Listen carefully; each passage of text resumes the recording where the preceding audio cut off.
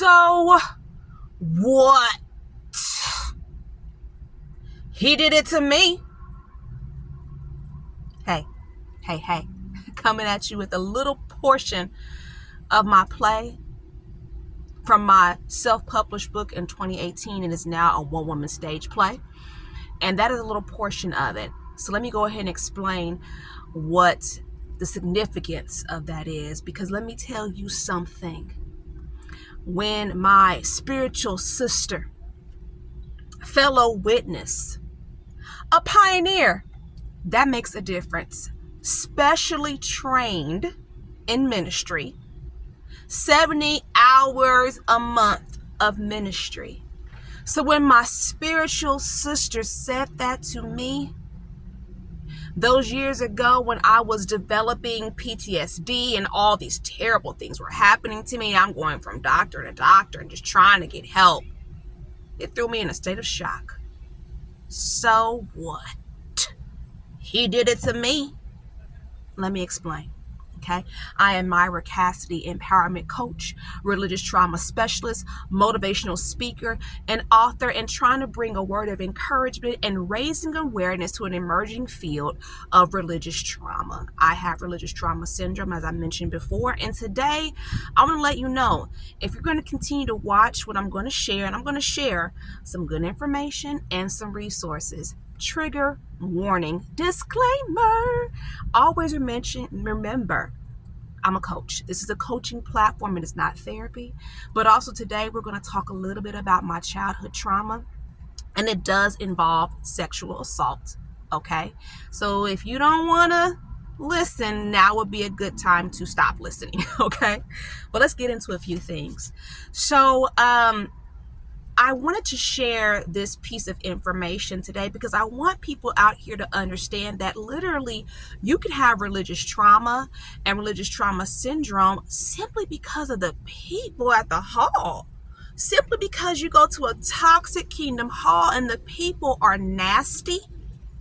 And keep in mind that religious trauma is domestic violence. So never should people in the Kingdom Hall be a place of violence, covert violence, systemic narcissistic abuse, unsafe. Never should that be the case, but unfortunately that's just not reality. So for those who are affected by this terrible horror, there needs to be awareness. You need to know how to survive, right?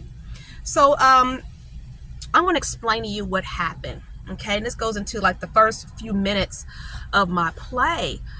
So yes, I was unfortunately sexually assaulted at a slumber party at a sister's house who was a witness, right? Who knew? You know, you just trying to get your daughter some association. She's a tomboy. You going over sister so-and-so's house to spend the night. And that led to me being unfortunately sexually assaulted. And what happened was, you know, as the first few minutes of my play plays out, I'm reliving this terrible horror and trying to get assistance. And the only person I can think of to call on was the individual, you know, where this happened. We were both kids. Hey, do you remember this happening? I was at your slumber party. A, B, C, and D happened. Your cousin did A, B, C, and D to me. And that was the response that I got. So what? He did it to me. So in my play, I go in to explain it. Always remember this: anger is justified. It is a justified emotion. Okay, but you also have to process through that anger to be a healthy person. It's grief, right? So long story short, the reason why I'm so frustrated, and don't get me wrong, like if I was to see these sisters today, whatever, you know what I mean? But it took me time to get to that place, right? If I saw this sister who I call Vicky now, I wouldn't initiate conversation, but if she initiated conversation, of course, I'm going to be a Christian about it, right? But the issue is that I recall, primarily, here's the issue. Getting into some of the things that happened to me with some of the sisters at the hall. When I first got reinstated, the elders assigned, that's the way it was back then, they assigned a pioneer sister to study with you for the purpose of mentorship and getting you on the right foot. Well, after 2 Bible studies, I didn't know this, but the pioneer sister that was assigned to me just decided that she didn't really want to study with me anymore. As a matter of fact, I learned in those years, right? This is like what? My son's like 20, so this is like 20 years ago. She went behind my back and told my dad, who was going to a different Kingdom Hall, oh, your daughter's saying things about you and your family that I know was not true. And instead of this pioneer sister, elder's wife, bringing her concerns to me, she goes behind my dad and by my back and does that and just like dodges me. It had been like 6 months we had not had a Bible study. So what happens? Another sister comes to me and is like, hey, I'll study with you. And she was a wonderful sister. She still is a wonderful sister. And now I've had to understand and accept the good and bad from that experience with her, right?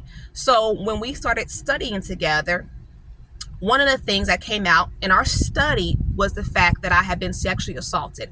I did not know how to process all of this back then, but I told her this. And instead of that sister keeping it confidential, she went back to the sister whose house it happened over and told her, you need to talk to Myra about this. She got abused at your house. You need to talk to her. She was trying to be helpful, right? I get that now. What happened was this sister, the mother, right? This is 20 years ago, like tried to approach me at a party. It was like a sister gathering party. And she starts talking to me about this weird stuff. And I have no idea what she's even talking about.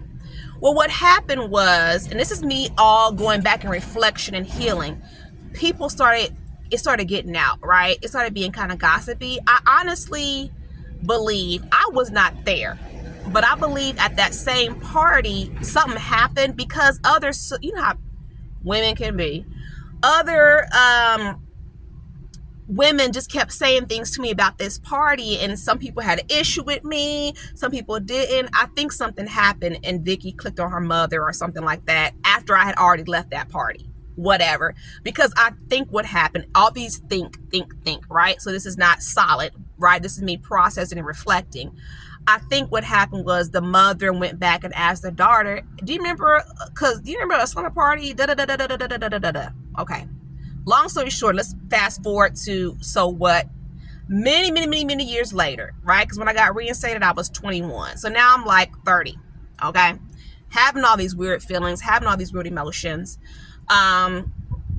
Mind you, as time went on, I know that other people knew that I had been sexually assaulted. I'm coming into this environment trying to find steady ground, and people are saying stuff to me like, be careful who you tell your business to.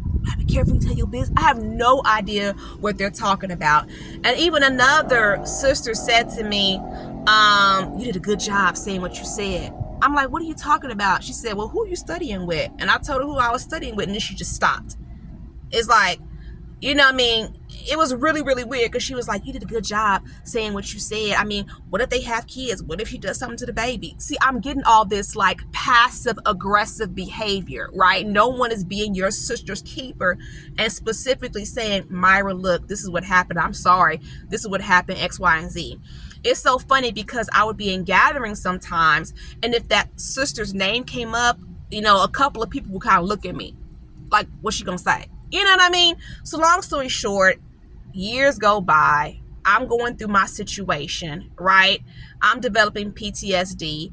I'm remembering the horrors of that night. It had always been there. Like I always knew something terribly happened to me that night. I always knew it did, right? I always knew it did. I always knew, but just not in detail, right? I always knew just the difficulty of trying to process it, right? Like I knew what happened, had never really had the opportunity to process it, right? You have to see my play though and how it all transpired and me telling my parents and trying to explain it and all of that. That's going to be my play. But long story short, at the age of 30, and this is in my play too, you know, I call this sister because I'm having all these, the one who's my age, right? The daughter, because I think I'm not being clear here. I'm having all these emotions, and I'm remembering it like it was yesterday. And even in my play, I talk about just literally feeling like, oh my God, I'm being sexually assaulted again, and I'm 30 years old and don't know what to do. I don't know. That's the first flashback I had, not knowing and realizing I'm having a flashback. So I called, the only thing I could think to do, I called Vicky, asked her if she had a moment, and I told her everything. Like I say in my play, for the first time, I said everything that happened to me that night. And that was her response back to me. So what? You did it to me, you know? So I will say to you that anger is justified. So in my play, you're going to see me go through, remember, this is my healing journey, right? Drama therapy and me having to do the work myself and find a way not only to heal and to process, right, and to be a better mother and a healthier place for my children, but to help whoever else I can. So, hey, yeah, in the first 7 minutes of my play, I break it down, because after that line, I say, you know what? F Vicky. F Vicky. F that pioneering B, and F her MF and mother to F both them pioneering B's. Because you know what else? I told her mother what happened to me that night. And her mother didn't help me. She didn't hold me down like a sister was supposed to. And we went to the same Kingdom Hall. And she watched me get weaker and weaker and weaker until I stopped going to the Kingdom Hall altogether. So yeah, it's like that. F Vicky. And F her mother, F and pioneering mother to F both them B's. And then I go into the next portion of my play. So I'm going to end here by saying, anger is justified as a part of the process. Disclaimer, yes, my content in my play is for 18 plus. I'm taking you through some pretty traumatic things that happened to me growing up. Some pretty traumatic things that happened to me growing up as one of Jehovah's Witnesses. And I'm healing along the way, right? So I'm going to give you some resources. And I know that as, stick with me here, okay? I know that as Jehovah's Witnesses, we don't believe in reciting repetitious prayers, right? We don't do that, right? That's a no-no, right? But there is a lesson in the prayer of serenity, okay? Where it says, just stick with me, okay? God grant me the serenity to accept the things I cannot change, the courage to change the things I can, and the wisdom to know the difference, okay? What does that have to do with anything that I'm saying? Because actually, drama therapy does all of this for me, but it's also a form of therapy called ACT therapy, acceptance commitment therapy, fathered by Stephen Hayes. So for some of you out there, hey, of course, join my Facebook group, JW Sisters Living with Religious Trauma Syndrome. So join my Facebook group, right? Let's be encouraged. Let's support each other, and think about joining my group coaching platform that starts December the 3rd. This first group is going to be of 10 women, and we're going to heal together. We're going to do some work. But in the meantime, this is a resource. It may help. So you can look at some of his videos on YouTube. You can purchase one of his books and just kind of start to think about, does this work for me? There's a lot of therapists who actually know how to do this ACT therapy, right? But it's from Stephen Hayes, right? Stephen Hayes, S-T-E-V-E-N, Hayes, H-A-Y-E-S. He's the father of ACT therapy, is an extension of cognitive behavior therapy, fathered by Aaron Beck. But you can actually look at the Aaron Beck Institute if you just want to get some information about that too. Resource. But like I said, for me, that is the power of drama therapy for me. It allows me to do everything I need to do. So thank you, Tyann Dayton, for your research in psychodrama and for all the things that I've learned in just my healing process. I had to go back and figure out what in the heck was wrong with me and do the work myself. And sometimes it's like that. But also as I'm healing and trying to heal, for myself and my children, and to give them what I've learned, because we've had such a hard time, I'm just trying to help whoever else I can as well. And I'm so grateful for my play and this documentary that's being developed, because I'm working with some pretty amazing people, okay? Talk to you soon. Self-care. Happy Sunday. Thank you for listening.